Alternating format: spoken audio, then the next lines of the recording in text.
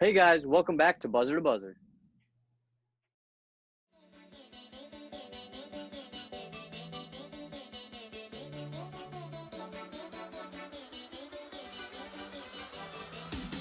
Welcome back to episode 8 of Quick Take.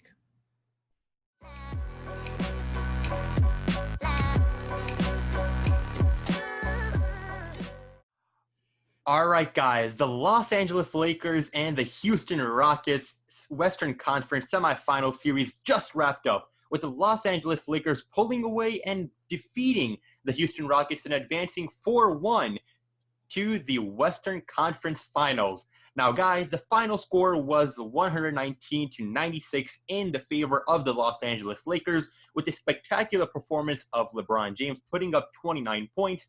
And per the usual for the Houston Rockets, we saw James Harden have a heck of a night putting up 30 points, but we did not see Russell Westbrook show up. And all in all, the Lakers have successfully advanced and now will wait for the winner of the Los Angeles Clippers and the Denver Nuggets. Now, guys, what do we think of that game and our thoughts on the Lakers advancing? You know, I've been saying this the entire series. In order for the Lakers to win in each game, Anthony Davis and LeBron James both need to perform exceptionally well. However, with this game, AD only got 13 points, right? But I think that every other player on the Lakers stepped up, or most players on the Lakers stepped up and performed. With Markieff Morris, KCP, Danny Green, Kyle Kuzma all getting above 10 points. I think they did their job in this game, and I think that's why the Lakers won the game and beat the Rockets in the series. Yeah, exactly.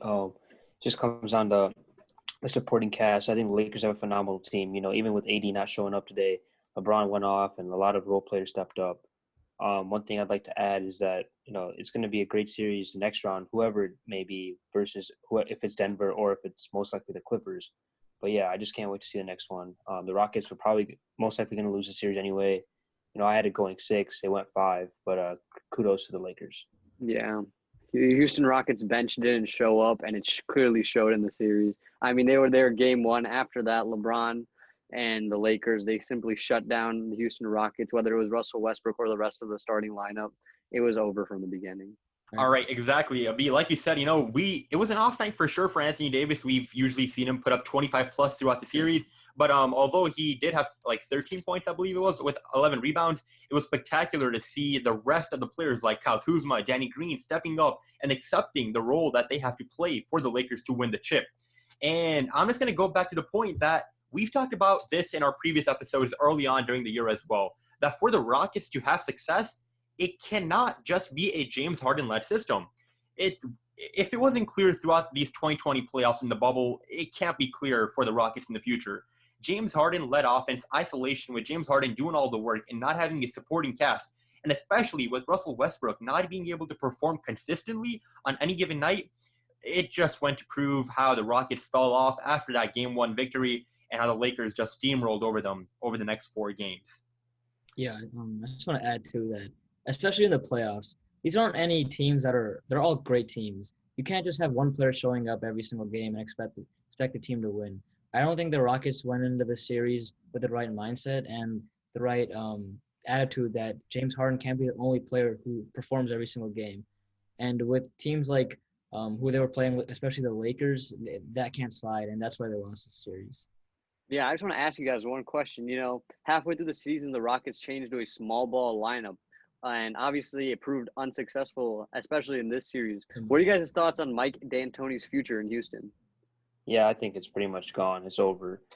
His peak was the 2018 series against the Warriors, 3-2 lead. Chris Paul gets hurt. I think that really worked well for him.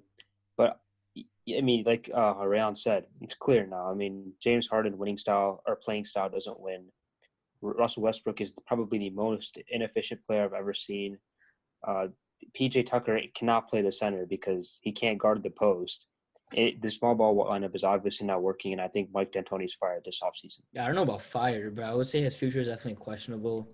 Like you said, Arden, you can't go in the playoffs with that small ball of an offense. PJ Tucker definitely can't play center for sure, and you could see that. That's why they lost 4-1 against the Lakers.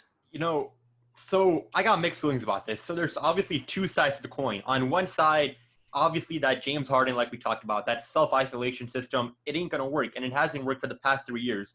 But I don't feel like that Mike D'Antoni is deserving at this point to get fired, like point blank fired. I mean, the Rockets this year, let's take for example, they were a 4th seed going against a stacked LeBron James, Anthony Davis-led Lakers team. Like, they weren't supposed to win. So I think it's sort of unfair if we say that, hey, the Rockets were supposed to advance, so Mike D'Antoni, you're out of here.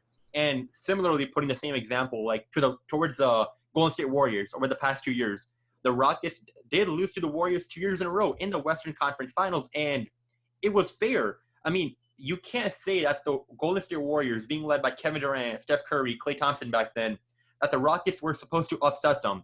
So, like, I'll be to your point. I'm going to agree to the point that they have to change the system up, but I think it's a bit unfair at this point to just completely point blank fire Mike D'Antoni. Well, I'd like to Brian, clarify my I'm point gonna have to real quick. disagree with you because okay, you're talking about the expectations. The expectations were never to beat the Los Angeles Lakers. Obviously, they wanted to be a contender, but that was obvious after they made the switch. It was to be competitive. It was not to have a series against the Oklahoma City Thunder go 7 games. They were supposed to make quick work of the Thunder and have a sort of 6 or 7 game series against the Lakers, which they could have pulled out, or at least have it go longer than 5 games.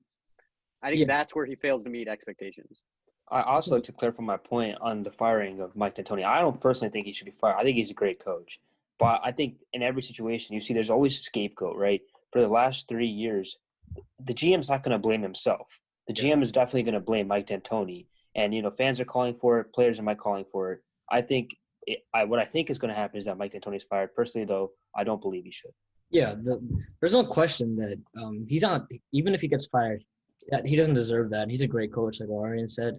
But in basketball, after losing 3 straight years in the playoffs, they need to assign blame to someone, and it's usually the head coach whenever a team underperforms in a series. So I think that the blame will fall to him, and unfortunately, he might not be able to coach the Rockets for another year. It's something we've seen in the past with examples such as Dwayne Casey of the Toronto Raptors 2 years back. We just saw him being fired because of the greatness of LeBron James putting the Raptors to a stop every postseason, and we saw him go away. But all right, guys, thank you so much for watching. It was truly a great series to watch. And, of course, the Lakers fans with that game one were a bit scared, to say the least. However, we did see the Los Angeles Lakers prove that they are a team who is not to be messed around with and are now waiting for the winner of the Clippers and Nuggets series. And that will also be a great series, which we, as always, will be covering. As always, guys, be sure to hit that like button, subscribe, and comment down below your overall thoughts from this series and on future series as well. As always, guys, take care. And we'll catch you guys on the next one. See you guys.